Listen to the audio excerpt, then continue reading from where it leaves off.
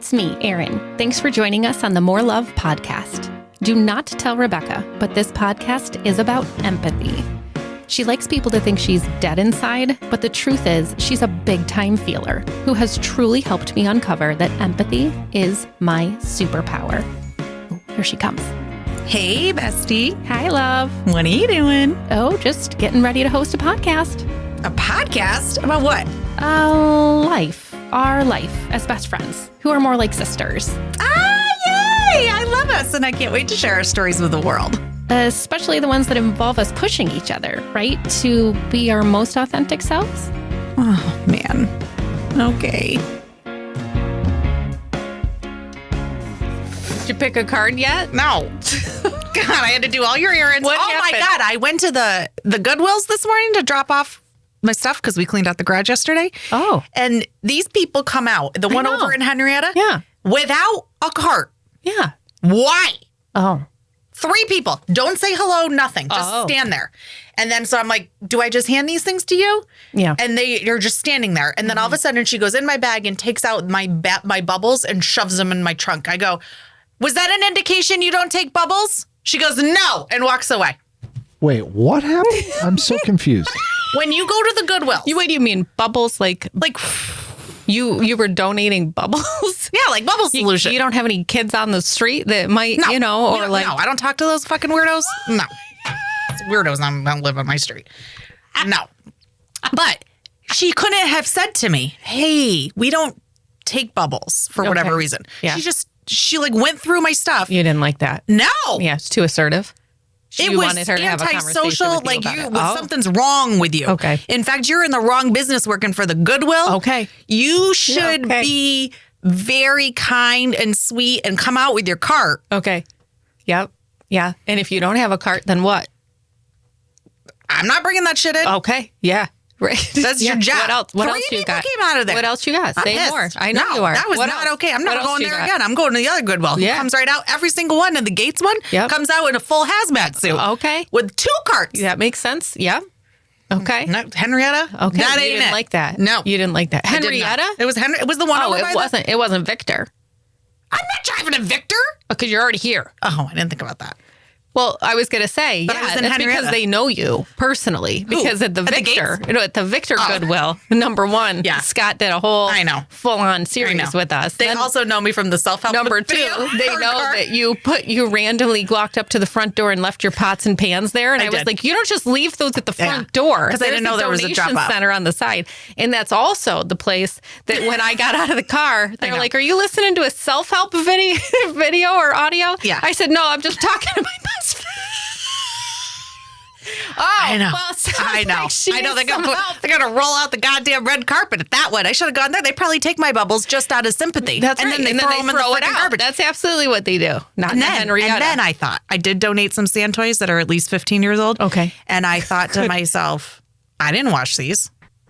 Wash them. Yeah. Okay. Like, as I'm driving away, I'm thinking, should I have like washed these? Because if I saw that shit at a Goodwill shelf full of sand, I wouldn't buy them.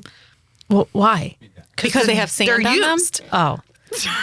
Oh. I'm just going to clue you in that at the Goodwill, about 98% of the items are used.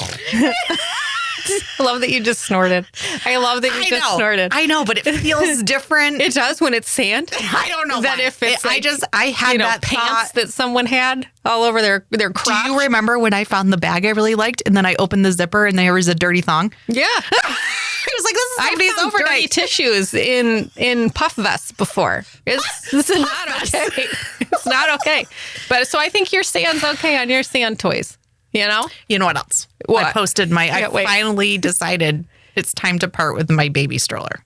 Like the one I used for my kids. Okay, I saw that. The My City youngest, Mini. yes, City Mini. my You want to know youngest. why I saw it? Because you I tagged you in me everything. in every single thing you're Because posting. you sell so much shit, I figure someone would want it. Thank you. But what I noticed Thank you. was, but before I priced my items, Yeah. I looked on the marketplace because I Oh. hate this shit. Oh. And I looked to see what other people were selling for. Okay. What I didn't know was, Yeah. somebody posted another City Mini, and I knew I have the first version ever made. Okay. Like my youngest is 10. Yeah. My oldest is 15, about to be 15. Yeah. And I bought it when she was born, the oldest. Yeah. So what I thought was funny was somebody posted a picture of a manufacture date. And I said to Philip, I go, wow, they must have started to put manufacture dates on these strollers. I wonder if ours has one. And because hers was like 2018 or something like that.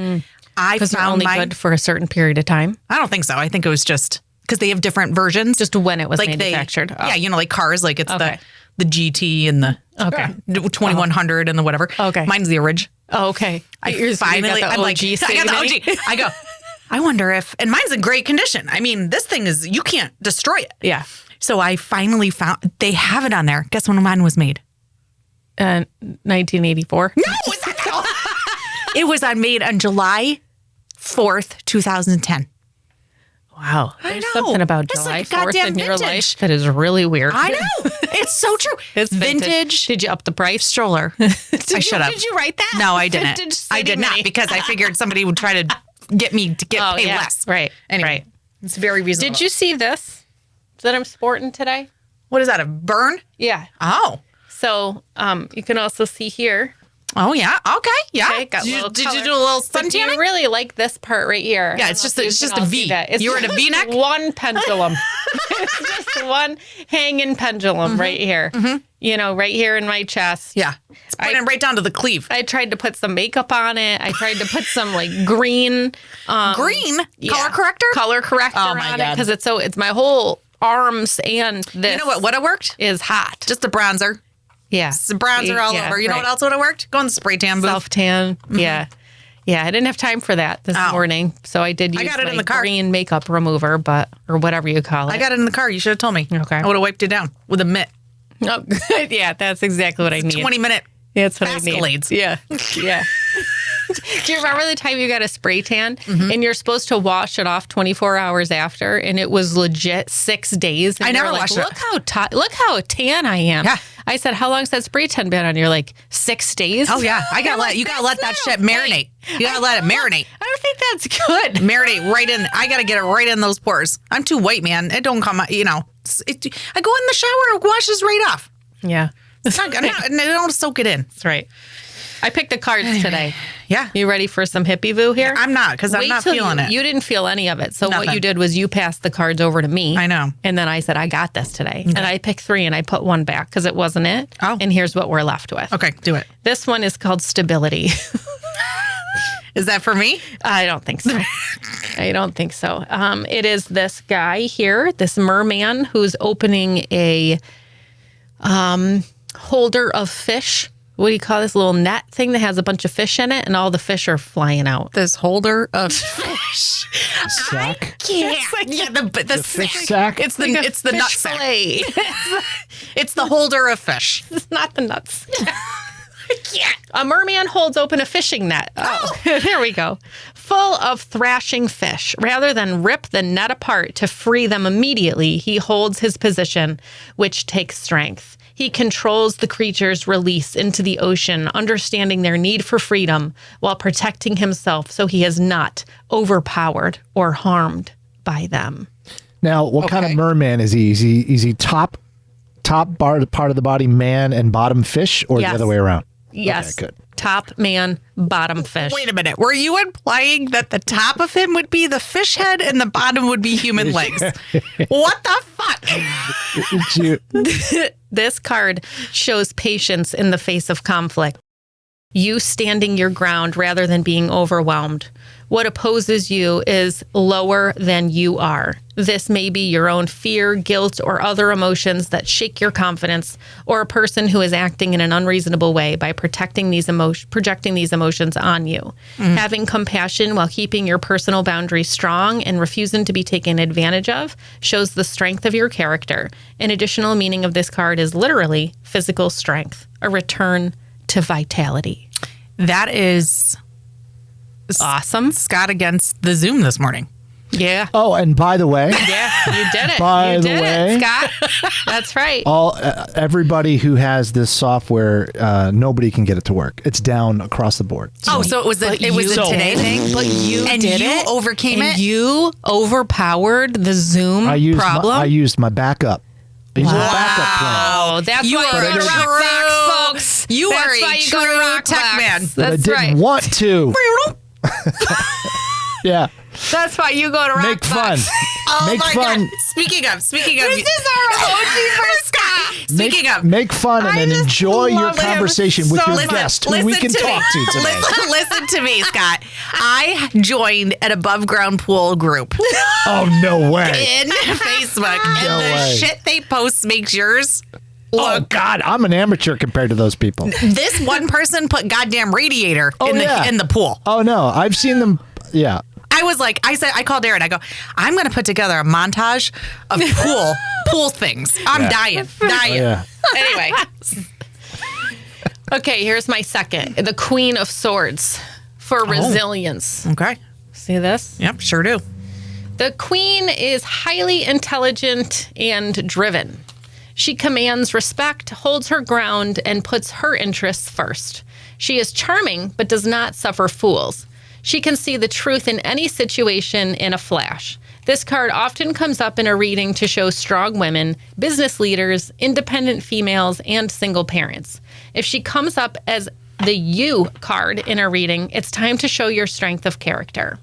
Be prepared to make strong decisions or respond to a final decision made by a woman. That's the advice. Well, Did I nail this? I am selling shit on Facebook, so it's my decision on how much money I take. Yeah, I think that is definitely resonating with this card. It's not the 4 jobs that I have or my business or all these other things that are going on. It's your Facebook marketplace. Sales. Absolutely. Yeah. We have a guest today. I know. I'm so We excited. have a guest thanks to Scott. I know. Here at Rock Box. I mean, there was a chance that shit wasn't happening. I think we're gonna really practice our radio skills today by every 30 minutes being like, this episode brought to 30 you minutes? by every By us. Yes, by 30 minutes, every 15 minutes. This episode today is brought to you by Scott at Rockfox, who got the Zoom to work for right. KP's interview. That's right. That's right. Hell of a day back at work after a week off. Well, Yeah, it's that's par right. for the course, right? That's right. KP, what is up? Hello, my dear friend. Hello, are hello. Now, you KP. both know each other. Yes. Okay. KP and I used to work together. KP and I go way back to the shrimp leg in a backpack, right? That KP? I was just going to ask if that needed to be the intro because I think it does. Yeah. Shrimp leg in a backpack. Yeah. KP will tell you about shrimp leg in a backpack. So Aaron and I used to work together back in the days when I was a graduate assistant, and the office we worked in had the word conflict in it, which is in fact the Yep. thing that I thought would come up between us to talk about, which is Oh, fun. great. Not that conflict was going to come up, but that talking about conflict would. Clarify. But we met working together. I was a graduate assistant in the conduct office, and Aaron was doing the caring for students thing. And Yep. it was always fun to go to Aaron's office, one, for the soft seating, and two, That's right. because you never knew what was going to happen in there.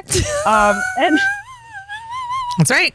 That's right. Keep it real. That's right. You never knew. one of my classmates, one of my cohort mates, and I were in there sharing lunchtime fun with Aaron, and she just pulls a Ziploc bag of cocktail shrimp out of her purse Doesn't surprise me.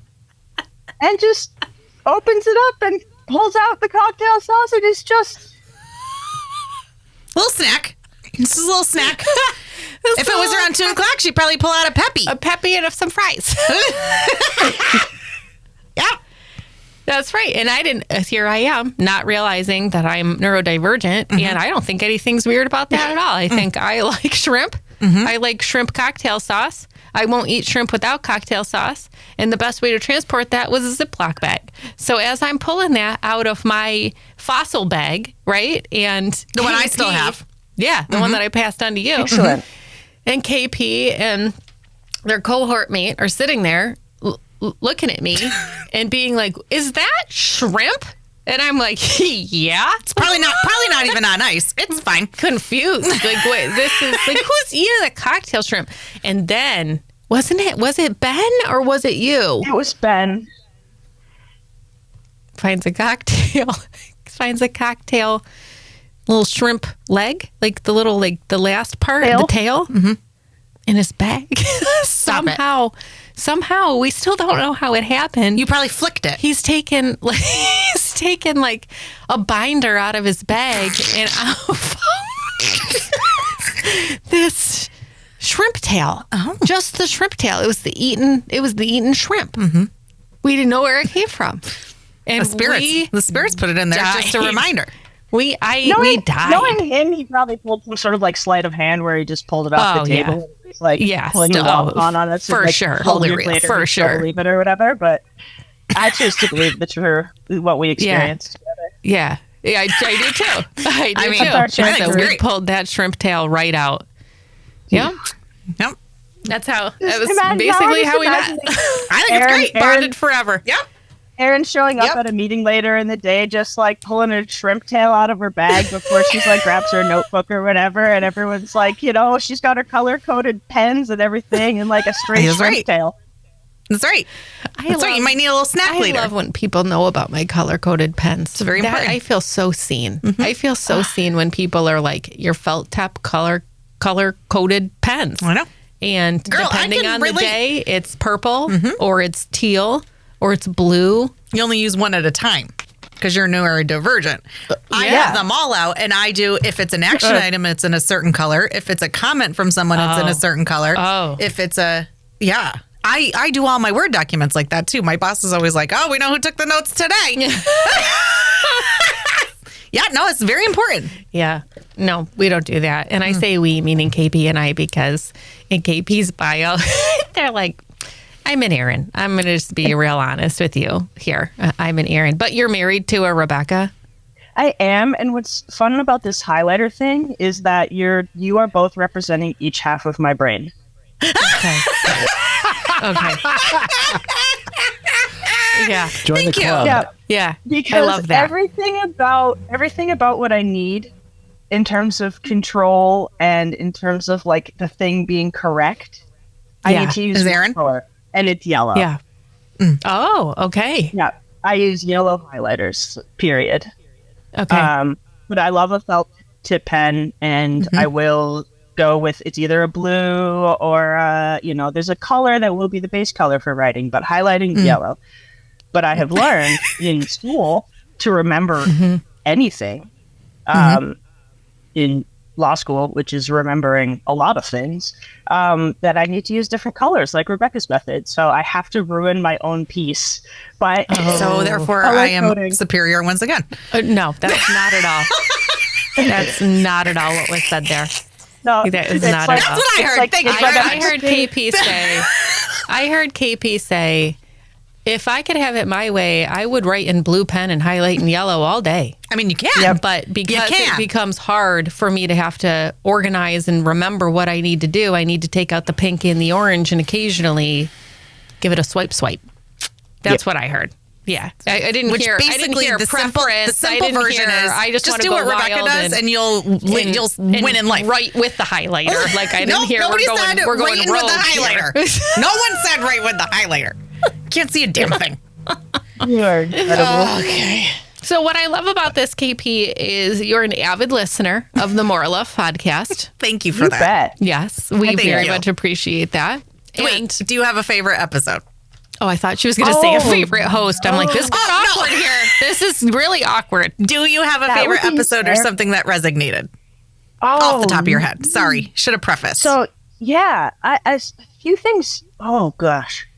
It's hilarious because as we were working through the technical difficulties, I was like, I should come up with some things. And I came up off the top of my head with like 3 or 4 things. I'm good to go. Now you ask me and I have 0. So that's okay. It's okay. You know what it is? You're just in awe of our fandom. Yeah. Truly. I will tell you now, because I am who I am, I'm going to tell you what your favorite episode was. Oh, we texted. Yeah, correct. I'm just going back into my text messages here to remind you that you said judges versus witnesses. Oh. The judges being Rebecca, the witnesses being Aaron, and the differences in how they are showing love, being values. Yes. Mm. Yes. I have no idea which one that is. Basically, everyone's got. It's basically everyone.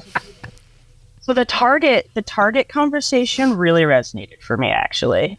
Oh, Rebecca is ready to hit the ceiling. We got to peel her off. She is Everyone up here. loved that Target one. Gotta rein it in. You know, I just want to be really honest. I haven't seen her at the Dollar Tree. I think she got fired. Shocker. She's not doing well. She's not doing well. And it resonated with you, KP, because you would have gone in. 100%. Yeah.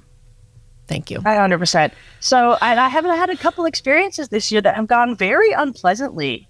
And when you're trying to intervene and help? Oh, yes. Yes. So I live in Boston, which is worth sharing because I don't think that it's a city known for its hospitality in the general sense of sort of people just interacting with each other on the street. I think it's a lovely city to visit and hang out and just recognize that people are going to yell at you. And you're just going to have to sort of know that that doesn't mean anything, maybe. Well, I will not be moving to Boston. Yeah. Okay. And in a world where that's just sort of like the baseline, you know, that's the little orb that I live in. And so I'm a student affairs person, right? I can't just see people out there and not just be like, don't step on that. Maybe step back from that line, you know? I just, you know, I see this happening and I just have to watch whether that's, you know, interrupting maybe a couple arguing on a train who, you know, but if one of them puts a hand on the other one, that's usually a line for me. I will step in and I will just say, hey, I just heard this person saying that they didn't want you to touch them. And I see you touching them. And like, you know, I'm the kind of person who will step in that moment. Yeah, I know Rebecca's like, oh no, we can never sit next to each other. She's dying. She's dying. Which is hilarious because I can go back into my text messages with my partner where I'm like debriefing some of these things and he'll say, can you just stop doing that? And the answer is no. I can't. I saw an injustice and I have to fix it. Yeah. And it's not even necessarily the fixing as much as just like, okay, there's at least a baseline there. And maybe it's the fact that I worked in conduct for so long and it broke me of like that, like people, you can just engage in those conversations with people like out there in the world. Because I guess those are the conversations that I just on the daily. It's like your natural habitat, right? Absolutely. So, those are I can understand and relate to that. Yeah. Right. But there are times when it's like a total magic trick. Like I as shout out Boston. We have some great beaches here if you can find them or get to them. But finding or getting to them, real tough thing. But we have some really unique birds here as well who also like those beaches. And so a lot of our beaches have like barriers to try and save the birds that only nest in these like few beaches, whatever. So I see these bros one day on the beach playing football in the barrier. Ooh, I love those birds and I wish we weren't playing football there, right? But I can just go up to them and I can be there in the moment and be like, hey, did you know? They knew, right? Oh, they knew. They knew. Of course they knew. There were There's signs. signs. Yeah. Okay. I wouldn't have known, but okay. Yeah. Okay, so there's they signs, knew. right? They knew. We all knew. They So I didn't went up care. and I said, hey, did you know that these barriers are here for a reason? They knew, right? But I was giving them a chance to correct it. Yeah. Right? Yeah. Oh, yeah. What was I said? Yeah, they're these birds. And there's like only a few beaches where they nest and they're nesting right now. And so having you all run around there, like you could be hurting them. And these are endangered birds. And they were like, really?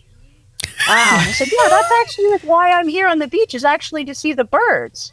Partly true. But you know, it helped. And then they said, oh, okay, guys, come on, move. And then they moved to the other side where, you know, it can be a superpower and it can. It's a win. Right? That's a But win. most It's of a the win for time- the birds. Most of the time, it's not like that. Are you ever doing that? You? Approaching a bunch of bros playing football near the Doesn't birds. matter who Not they a are. chance in hell. At all? Never. No, I just think, look at those friggin' idiots. They don't give a shit. And then move on with my day. What, you don't care about the birds? No, I do. But Oh. I'm not interested in the conflict. I'm not interested in the conversation. I'm not interested in them having some comments. No. Yeah. And so so I don't, when I say judges, that's a shorthand and I don't mean it in a negative way. think a lot of times when we say judge, it would mean it in a negative way, but I don't. It's just that sort of like, oh, that's against the rules, right? Which is a judgment. And you're able to sort of distance yourself from their behavior, right? And reconcile that wouldn't be your behavior. And it's also not your responsibility, right? You're able to make that both of those things. And I suppose I can't or don't do both of them. And I see Aaron's furrowed brow. Yeah, I think that in your mind, that. I'm going to make an assumption in both of your minds, or in people like you think, well, if I say something, it might make an impact, and if I don't, it's a missed opportunity. Yeah, and I feel a responsibility too. Like, and then you would feel guilty, and you'd be like, I could have intervened. It's right, and it's never like a nasty kind of confrontation or anything. Like, for me, it's just that the idea of interjecting with someone for any reason. Well, is not so here's my interesting. I don't want to do it. Tell me if this is the same or different. I really can't tell. So I don't know if I would do any of those things that KP did. I don't know if I was on a subway train and I saw someone say, don't touch me, and then someone else touched them, that I would intervene in that situation. I also don't know if I would have intervened in the birds on the beach situation. Because those situations to me are different than the person who's in distress. But the bird was in distress. I don't care about the bird. Oh. I don't. Okay. I don't have feelings about the bird. I actually hate birds. Okay. I love bird cages. Okay. But I hate birds. Okay. Therefore, it wouldn't bother you even though they were breaking the rules. Nope. Don't care about that either. Wow. Because I also have this strong sense of you're in charge of you and I'm in charge of me. And my body is my body and your body is your body. And it's your job to advocate when you need to advocate. And it's another person's job to advocate when they need to advocate. And in the bird situation, I think I would think to myself, that's inappropriate and they should not be doing that. And I wish that they would make a different decision. But it wouldn't rise to the level for me of I need to intervene to then take that to the next level. Maybe because it's not an area I know very much about. So if they were like, tell me about the birds that are nesting right now, right? I think I would be like, I just got really involved in a conversation about birds that I don't even like. And that doesn't feel like a good investment of my time. And also, worse, you're now looking to me to be the guide on the birds for why I stepped in. And I don't have a good reason. That's a good point. Why I stepped in, right? Now, if there's a woman in a hospital waiting room who's crying and praying the rosary and there's no one else with her, I'm going to go over and sit in the chair next to this person and say, I just wanted to let you know I'm here if you would like to talk about something. Or just be with you or whatever. Yeah. When Target Girl is smashing her head on the stall in the bathroom, that to me was a moment of distress that needed to be curtailed. And it was in my area of expertise. And I felt in that moment to go de-escalate that situation. So in my mind, what's an interesting distinction, and I don't know, KP, if you agree with this or not, but what feels like an interesting distinction for me is it has to be in my wheelhouse and it has to feel like I can make an impact on that situation. And it has to feel like it's uninvited, but it's still in my wheelhouse. Like it's uninvited, but I still have the ability to make an impact there. Whereas if it's someone who's standing too close, let's say using a subway, you know how they have that yellow line that's right there and like you should not be standing on that yellow line. Personally, I'm not going to stand on that yellow line because I'm scared to death of what happens, right? If you get too close. If my child is standing on that yellow line, I'm going to say, we won't be standing on that yellow line and here's why. if some random person of sound mind, body, and judgment, apparently seeming of sound mind, body, and judgment, is standing on that yellow line, you're welcome to do that all day because you are responsible for your own choices. If someone who is very drunk and does not look like they're in a great place is on said yellow line, I'm going to say, hey, do you want to just head over here? Looks like we have a nice bench over here that we could sit on, right? So it's it's people who are of sound mind, body, and judgment, or what I assume to be, right, that I'm going to leave alone and probably not get involved in. But it is your weak, challenged, underdog Distressed. that Anxious. needs something that I might be able to provide that I think I'm going to step in. Are those things different in both of your minds? I think in part I agree, and my example perhaps of interrupting the people on the train who are arguing, who seem to have been in a romantic relationship at some point, that is in my wheelhouse, having worked in that space and I've been working in Title IX in particular in the last 2 years. Yeah. And so investigating instances of dating and domestic violence, Great I recognize point. the signs and can see it unfolding in front of me and know how powerful it can be to interrupt the moment. And in fact, after I did interrupt that moment, the person who I stood in, who was trying to enforce boundaries and whose boundaries I sort of rearticulated, perhaps, because I heard her say, "Don't speak to me, don't touch me," and then the other person leaned over and grabbed a headphone out of this person's ear, and I had already decided in my line, Aaron, you were talking about where that line is for sort of like where am I going to step in, and for me I was like, where's my line going to be? And I had decided moments before my line is going to be if there's any contact, Physical then contact. I was going to say something. And so when the moment the hand touched the headphones, I was like, that's my moment, and I said, excuse me. And I just said, I heard this person ask you to leave them alone, and I think that you should do that. And this person's anger turned at me. Someone must have pressed the call button, and we were in the front train, so the conductor came and the aggressor left. And so the train continued, and I went. The person had moved to a different spot on the train, and I just waited a couple seconds and then went and sat next to them and said, hey, I just wanted to check in. I hope it was okay that I intervened. Is there anything that I can do to assist you? Do you need anything? And the person actually thanked me for intervening and said, I wondered if anyone was going to say anything. And I said, I actually worked in this for a little bit, so I sort of had decided it was time to step in. And she said, I actually worked in the space too, and I don't need any help because I'm fully connected and I've got this and it's handled, and I really appreciate that you stepped in. But I was on the train with 20 people, I think. Yeah. I'm remembering. Yeah. Well, that's what I was thinking. So I'm remembering back to the Scott situation. Well, Scott talking about when we were in Target.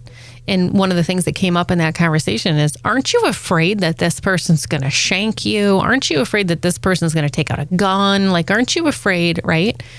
In KP's situation, I'm more fearful of that person who's the aggressor acting out in that way than I am of the person who's in Target banging their head in the bathroom. So now that distinction's much more clear to me about what you all were thinking when you were talking about that in that particular episode, because of the fear associated with how are we going to handle the situation. And I do very much have a sense of fear. I don't believe that the world is a super stable place right now. I don't believe that people make logical, thought out, sound decisions. I think there's a lot of reactionary behavior. I think there's a lot of regret after the fact. I think people have a high level of anger right now compared to other periods of time. And so my instincts are to not trust that unless, even if it was a group of people, if it was a group of people in distress in Target in the bathroom, or a bunch of people were in there trying to manage the situation, I would not have gotten involved. Because again, there's way too many factors in there where someone says the wrong thing or escalates and then before you know it, it gets too out of control. So that makes a lot more sense to me based in this conversation than what we were talking about before. And KP, you saying that that is your wheelhouse. That is such an important distinction for me because I don't know enough about the domestic violence or the anger or the Title IX, components associated with that to then get into that conversation and not feel like I am way in over my head right now and this is very unsafe or uncomfortable or I've actually made the situation worse. Right. So that from a neurodivergent standpoint, I like to stay in my lane, but my lane is decently wide and I feel really effing good in my lane. It's in those other areas. Again, I don't know anything about birds, so I can't talk about the bird situation. I don't feel comfortable in the domestic violence on the train, so I'm probably not going to manage. Would I leave the situation? I probably would have left and gone to a different train, which is not bystander focused. It's actually retreat focused because I'm so uncomfortable about what's happening. Right.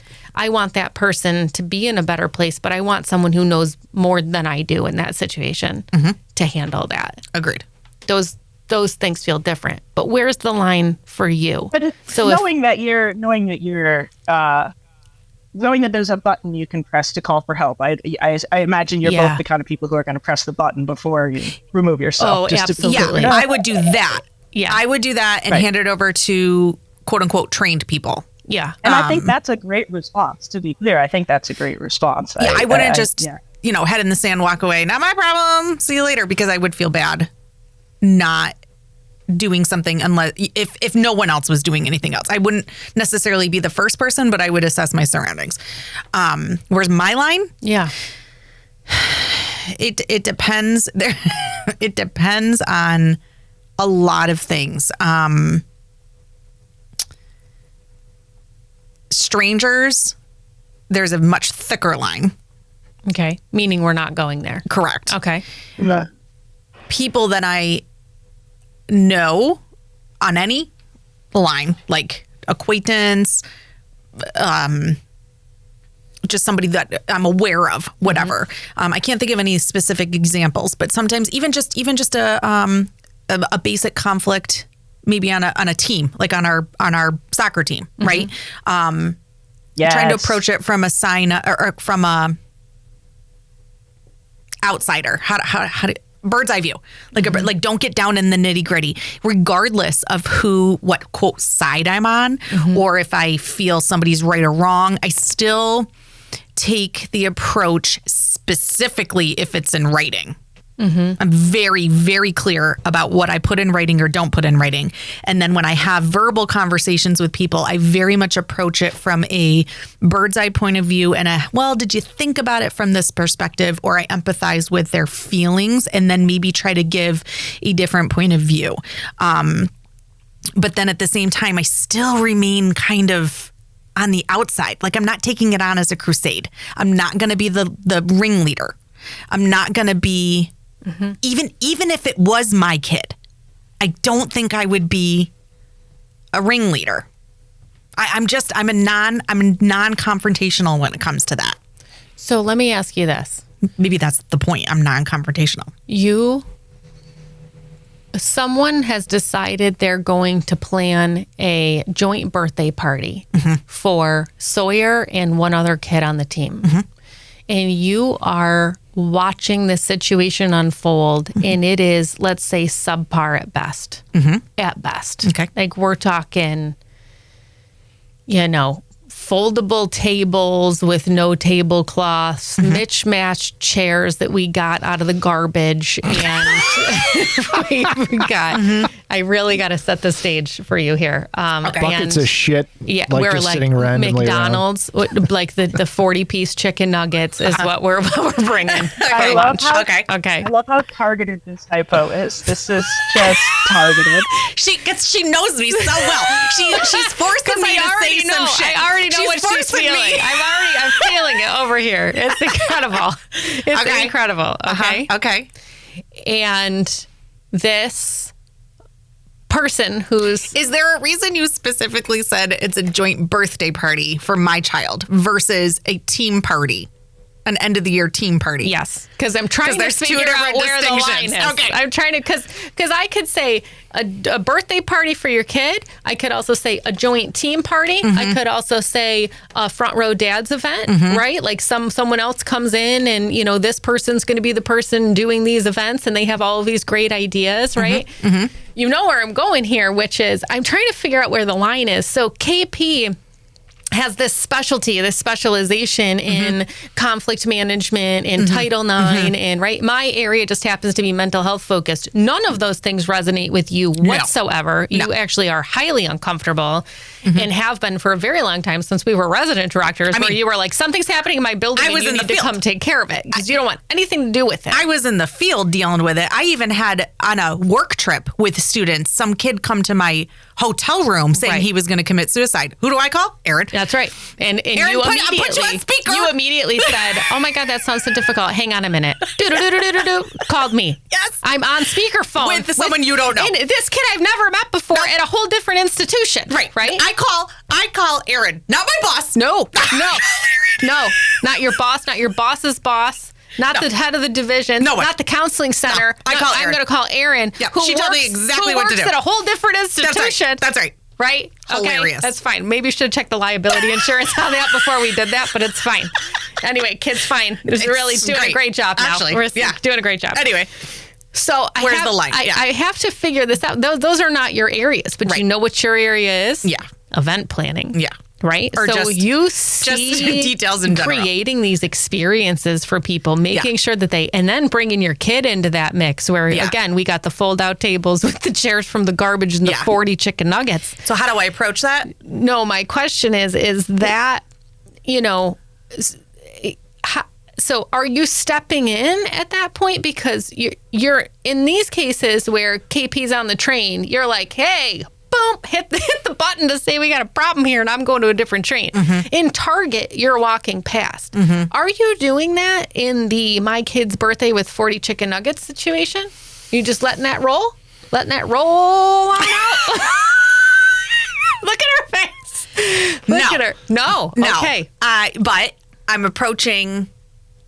I'm treading lightly because the appreciation is there. The recognition that I am extra and above and beyond, and most people are like, it's too much, right? Fully recognize all of that. And at the same time, appreciative. Like, I'm never not appreciative. Yeah. I also know my way is not the end all. Okay. It's not. Okay. So we're going to keep those folding tables? Well, I believe I can learn things from other people.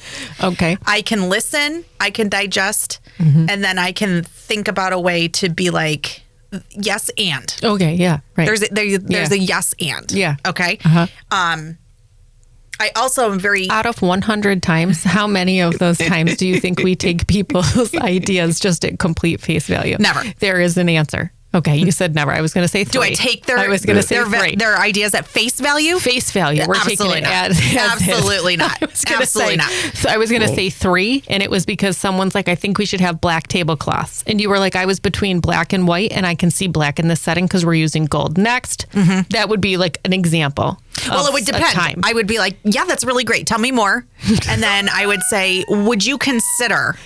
Yeah, doing this as maybe a different option, or I would bring all the information. Tell me what happens when they say, "Oh no, actually, I really like the folding tables uncovered." What do you say then? I say, okay. I mean, at the end of the day, if they're in charge, they're in charge.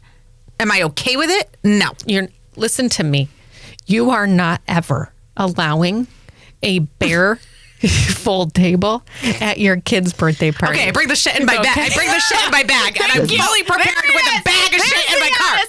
I'm fully prepared just in case. When someone walks out of the room and they realize in that moment that they need a tablecloth, you're like, well, look at this. I just happened to bring these in. I'm like, here's what I say. I come in when I see the state of the room, and I'm like, I just happen to have these in my garage, and I brought them with me. What do you think? It's so true. What do you think? So true. Oh, I also brought these candelabras. I just happen to have those as well. Like, weird. That's just weird. Just in case, metal you might plates? want to consider. Oh, that's weird. I just happen to have these metal plates in the back of my trunk. Right. Erin, you're unlocking my childhood trauma right now because my mom used to stage houses when people were selling their houses. I so love she used to that. just have random furniture just like in the car. I love that. Right. That would Rebecca and I. That would be our dream life, actually. But that's just Yeah. it. But I'm not trying to do it as a you suck type of thing. No. Either am I when I go into Target and I'm telling someone, Right. I'm sorry, you're banging your head against the wall. I'm not like, your way of banging your head against the wall is Right. not it. It just seems like my is expertise is so superficial compared to an emotional support. I love that. And it is so not true. Well, because you And it's have such a judgment. It is such a judgment. Well, it's because you have helped me through the charity realize that your environment, everything is a moment and a imprint on your life, and sight, sound, smells, all of that, and all of that has just been my natural superpower. It's just part of who I am. Yeah. Like people don't necessarily come outwards and compliment me on my style or things like that, but then when I'm saying something or whatever, people will be like, you can own a design business. Have you seen your house? I'm like, nobody's ever said it's nice. Yes. It doesn't equate to that. Right. So it feels superficial in the sense of its looks or it's a feeling in that capacity versus you convince someone not to jump off the ledge. And literally. that is that right there, the tapping into the superpowers that we have without the judgment associated with how we're doing them.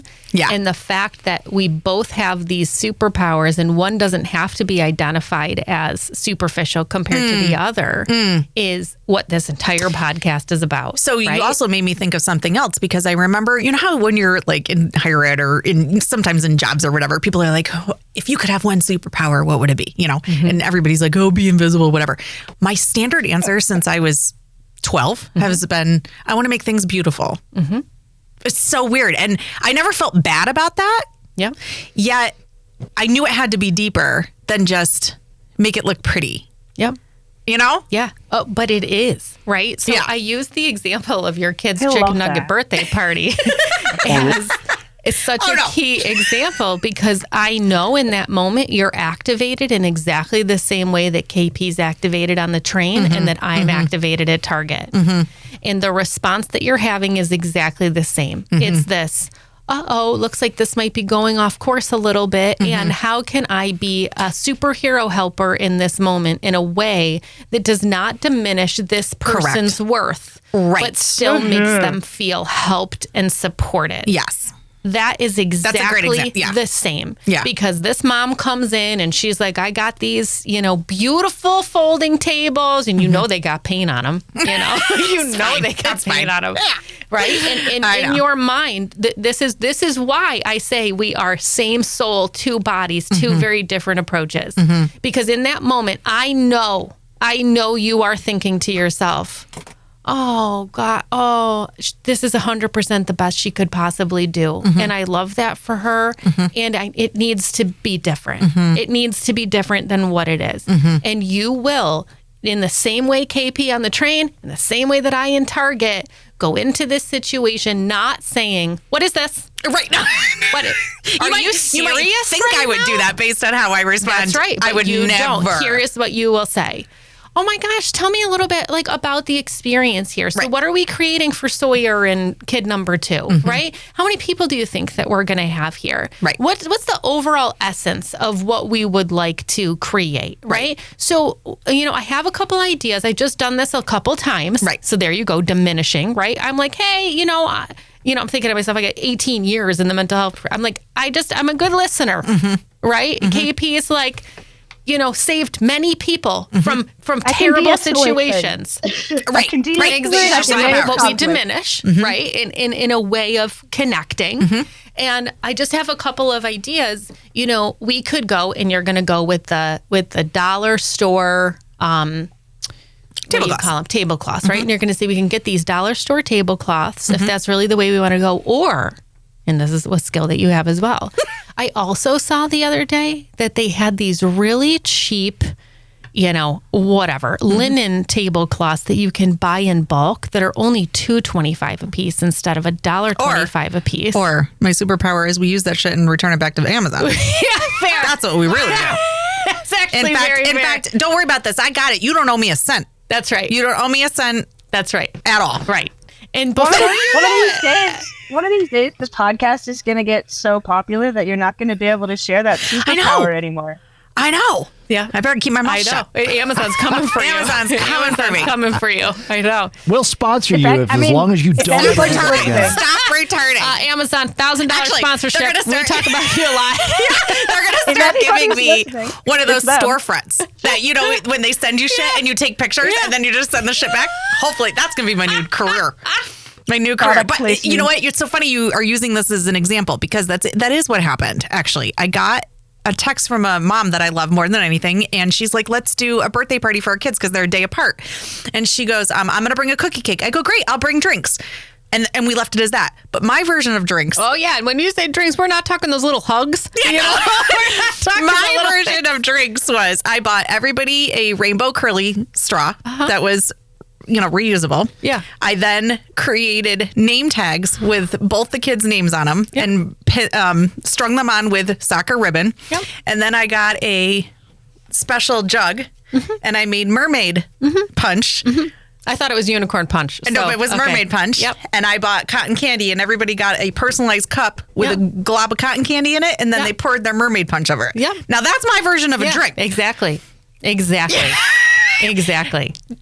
And they got that with their cookie cake. And it was beautiful. Exactly. And it was from both moms. Correct. It was not, this is Sawyer's contribution and somebody else's contribution. Are you all seeing Rebecca right now? I want to be so clear for the listeners here.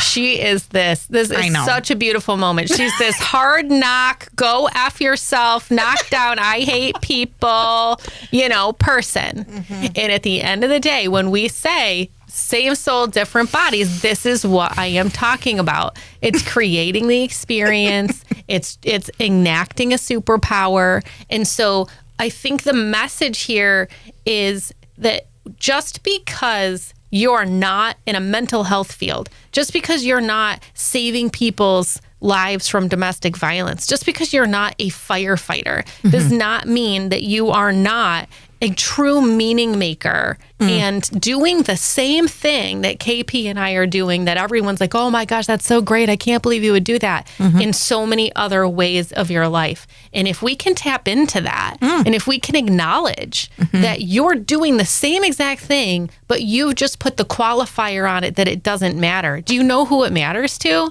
It matters to every one of those recipients that was in the front row foundation. I'm getting teary-eyed. In the front row foundation who is facing a critical health challenge. I know. It matters to every single one of those families who now has lasting memories after those children have passed on. Yeah. It matters to those kids that are at that birthday party who now are like, oh my gosh, a mom took time out. Do you remember that mermaid punch that we did? Right? It is so much bigger than that. And that matters at this cellular level as much as please don't touch this person on the train, and please stop banging your head against the Target bathroom, right? We just don't give it the same level of credibility, and we frickin' should. Yeah, that's a good point. Because they're so meaningful and important. Throw back to those cards that you picked up at the start of this show. Yep, strength and resilience. And also the fact that the truth was coming from a woman, because exactly what Rebecca's talking about is this making experience. The kind of work that goes into that is decidedly coded feminine and devalued. Yeah. And I think that's worth just naming, at least. Yeah, really interesting point. You started for us. I know, I appreciate that, because I always bring up these things about how I love the fact that I'm super feminine and I don't want to embrace the masculine part of me. But I also realize that that's very imbalanced. And I think that's part of why my energy is always because I'm not calling in that component, right? Yep. And I need to find more balance in that, where you're the opposite. You're very comfortable in your masculine and you're pulling more in your but again, that's why we are a great team too, because we bounce that energy off of each other. Right. So I think that's a really interesting component, because I don't feel bad about that, and I'm okay with it. Do I want to get better? Sure. But it doesn't make me feel bad. Yeah, the judgment that we place on it is personal and is entirely detrimental to what we have to offer the world, right? And I hear this often when I think, I wish this person could see themselves the way that I see them, right? So someone I might see who is undervaluing themselves or not charging enough money for a service or whatever. And I think to myself, this person is so rock star. I just love and see so many aspects of this person. And then when they don't see that in themselves, I struggle so much with that, right? And maybe that comes from being a seer, right? Like I really try to see people at such an intense level. But I feel that way constantly. I wish people could tap into the parts of themselves that are just so incredibly beautiful and meaningful and shareable, and give that to the world in a way that actually lets them be seen for that, instead of, oh, well, all I am is an event coordinator, or, oh, all I am is a fast food worker, or, oh, all I do is, work for the town doing landscaping, right? No. Right. No. It's so much bigger than that. It's so much bigger than that. And the other reverse of that is we need to spend time helping people step into that light and appreciating that. So in the landscaping situation, it used to be at Great Northern Mall out by where I lived. They had the most beautiful landscaping always at that mall. It was incredible. It's like the McDonald's in Chile. Yes. Every time it's go beautiful. through that drive-through, I'm like, I know you probably don't care, but I need to tell you that I don't mind sitting and waiting here, because this landscaping, they had like a croquet set up with all these flowers. I mean, it was stunning. I'm like, what? Absolutely. But how often do you think that person gets seen for that? Right. I don't even know who does it. Yeah, exactly. So like stepping into that and finding out, that's where you can take that extra step. That's where you can say, who does your landscaping? And even if they're like, oh, it's so-and-so landscaping, give them a freaking call. Right. It takes 3 minutes. Or I'm sure they have an Instagram or whatever. Right. Yeah. Something as small as that, or something as small as when someone comes in and paints your walls and has great conversation with you while they're doing it. And they're not just some service worker who's in your house and is like, I'm going to give you my honest feedback on this paint. Like those are the little things that your superpower is seen by me. And if we could just maybe take that next step and acknowledge that for someone, or put that out into the universe, or just say it, right? That part is where, if we could take that next step to do that, I think you would start to see these subtle changes and differences in this ripple effect of what that means. But then it goes back to the question that I'm always struggling with. Is it a generational thing? Are we not teaching our youths to have that sort of mindset? Because everybody's so selfish or worried about where they're coming and going that they can't even. What do you think, KP? So I see, I mean, what Aaron was talking about earlier with the people are not okay right now. I think in many ways people are not okay, right? And for a number of reasons. And every person, by virtue of being alive, has had exposure to trauma, right? And and we all respond in different ways, and we all have different levels of processing and relationship with it, and just all sorts of different. Every conversation, every empathy problem that has come up on this show has had this arc of sort of, oh, well, this kind of makes sense. These are the base rules. We understand these to be the assumed rules, but one moment we start touching it, the moment we start pulling on it, and when we start looking at it at different angles and asking more questions, suddenly it becomes more complicated, right? And so for just the baseline of understanding that we've all been through a lot as a society, and we're just being told to just hurry up and rub some dirt in it and move on, right? And I think when I mentioned in my text message to Erin, this witness versus judging thing, for me, I think it actually ties to boundaries, where I find myself unable to draw boundaries, empathy boundaries with somebody until I've witnessed and understood sort of what's happening in that moment, if it's something that's captured me. So, you know, if I see that moment, I can't separate myself from that issue until I've witnessed it and understood it and processed it. And if it's something that I would be in a position to appropriately intervene, I will, because I wouldn't be able to get it out of my mind otherwise, right? And I respect and in many ways envy folks who are able to draw boundaries sooner. And that, I think, it requires a certain amount of that being ability to make a snap judgment. And that's why I suggest that I use the word neutrally, that it's just an act of saying, okay, this is my boundary. This is where it is. This is what I understand the situation to be. And this is how I need to go to get doing my thing. Right. And so, yeah, I guess that's where that's landing for me. What were you going to say? No, the only thing that came up immediately was I am able to get there very quickly with my boundary, but it's not for a lack of caring. It's because if I don't, it will be the anxiety, the hamster wheel. Well, and I can't go there. I can't do it because it will deter. It would be a constant all day long scenario. I mean, this is such a stupid small example, but I'm driving home from our lake house and with Sawyer, and she's on the phone, and all of a sudden I'm on the highway, and all of a sudden out of like a ditch came all these birds. Scared the shit out of me, but one little bird didn't get up high enough, smacked into my car light, went up above, and in my rear view I saw it crash and die on the pavement, and I couldn't rebound. So I was like, what is your problem? And I couldn't even tell her what it was, because then she would have lost her shit. I mean, that's so stupid, right? But I can't. That's just a dumb bird. Yeah. I can't let it go. I can't let it go. I know. I can't let it go. I mean, I could bring up this picture right now of what Sawyer. So everybody knows my cat's going through diabetes, right?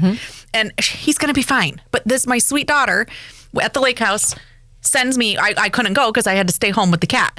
And she sends me this picture, and it's a cat that she's coloring. She just sends me a text message and goes, Mom, I'm making you this picture. And I said, that's so nice. And so when I did finally show up at the lake house, she hands it to me, and I turn it over, and this is what the back says. Oh, no.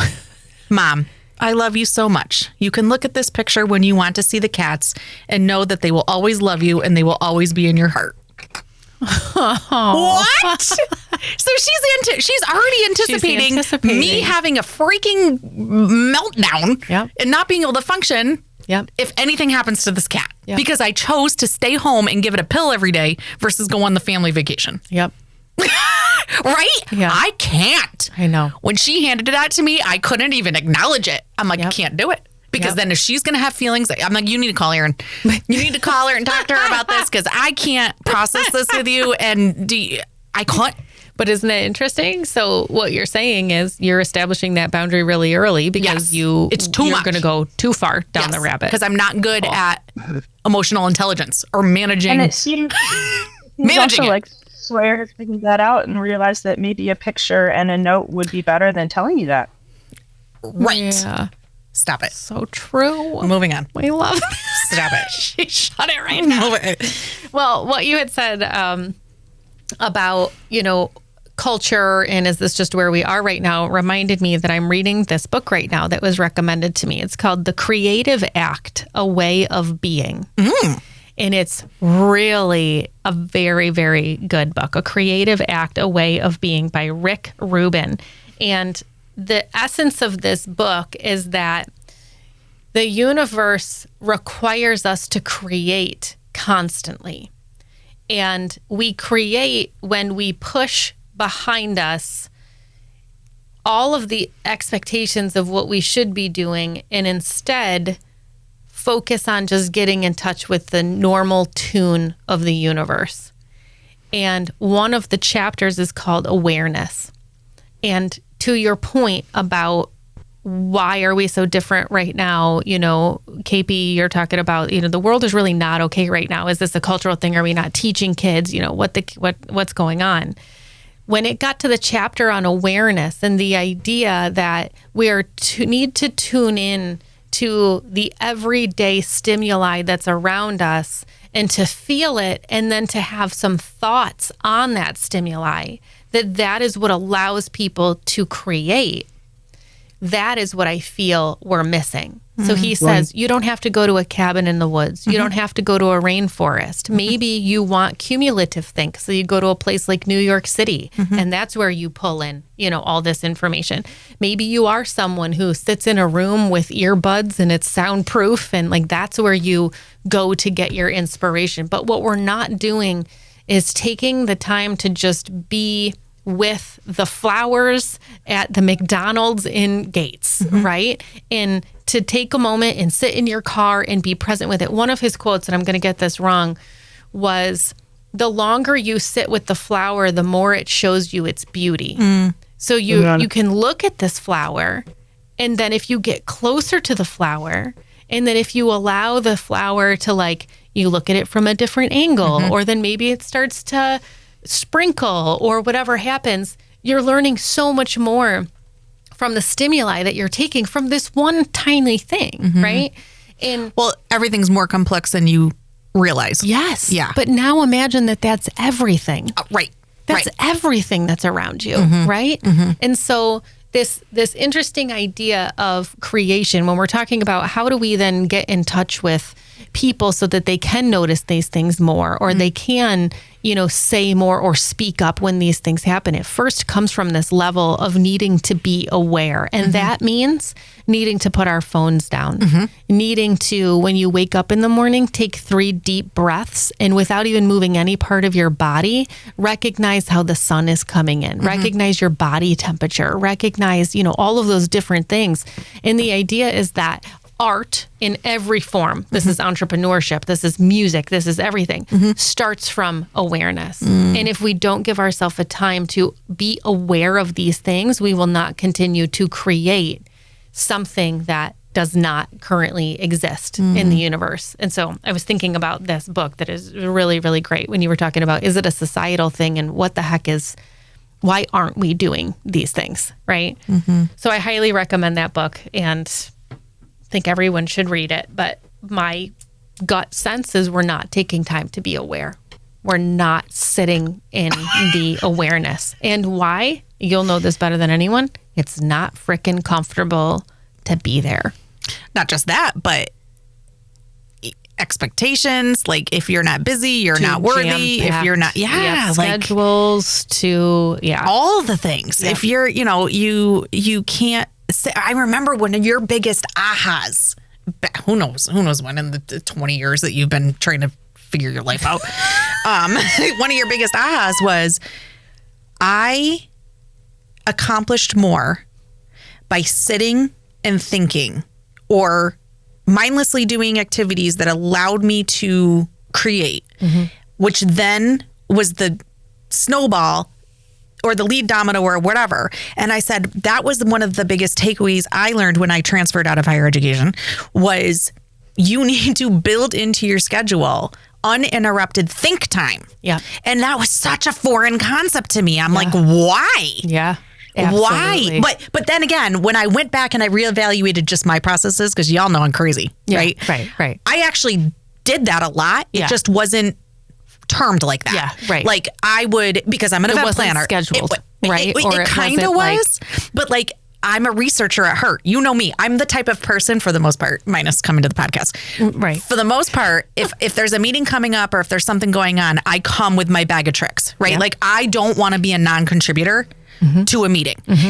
That also, I got tons of feedback in my past, was that came across as bragging, being superior, being whatever. And in my mind, I'm like, you guys are just making excuses of why you can't get your shit done. Right. But you are unprepared. Correct. But in my mind, I'm like, then what the fuck is the point of a meeting? Just to talk again about the same thing over and over? But that's what higher ed is. Yes. We just meet to talk. Nobody does anything because there's no time to do anything. But I always said no. I had no problem.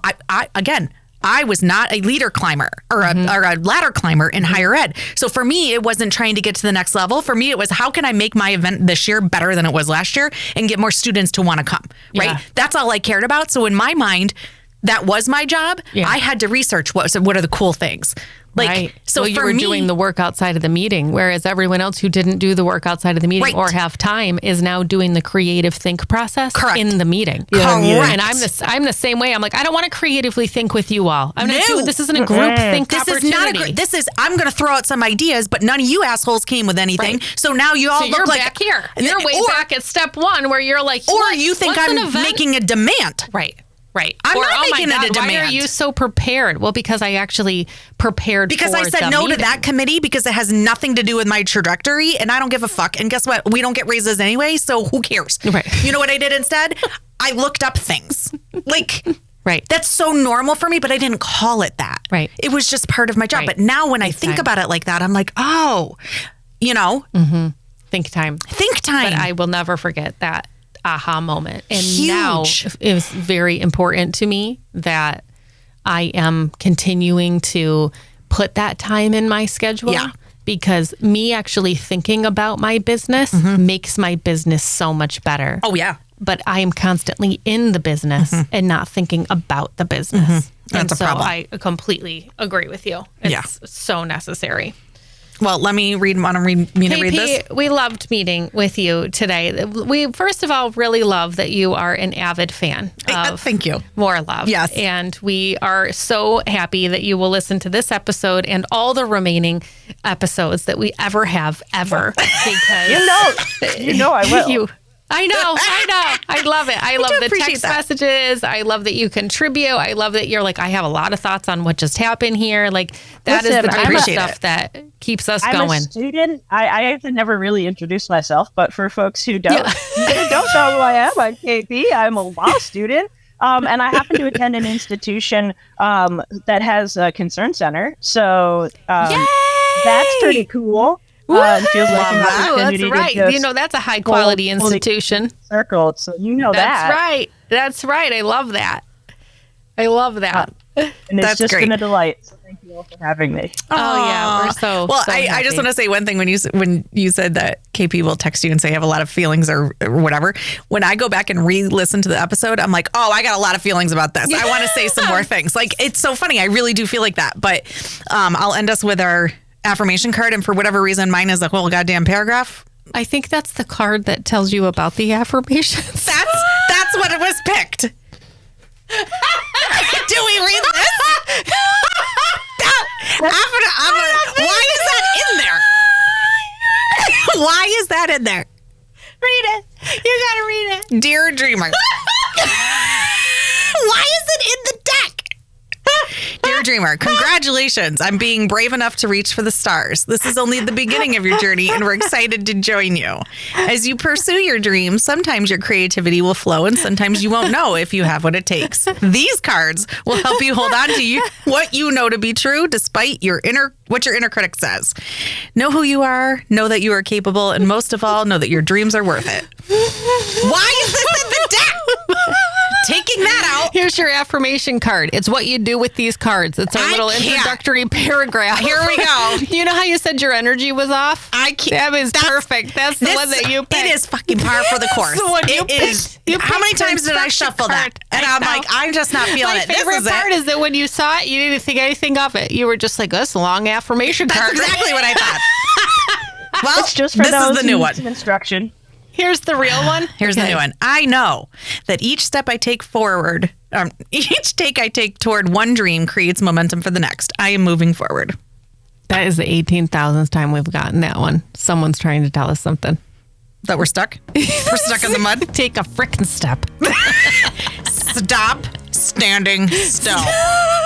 Move forward. Actually, I like my little divot I've made. This feels really good right here. I loved that. Me too. Isn't empathy amazing? Well, we're amazing. I don't know about all this empathy stuff. That's fine. I accept you wherever you are. Oh, God. I love you. I love you too. And if you love us, please like and subscribe to More Love, the Power of Empathy podcast, wherever you get your podcasts. See you next time.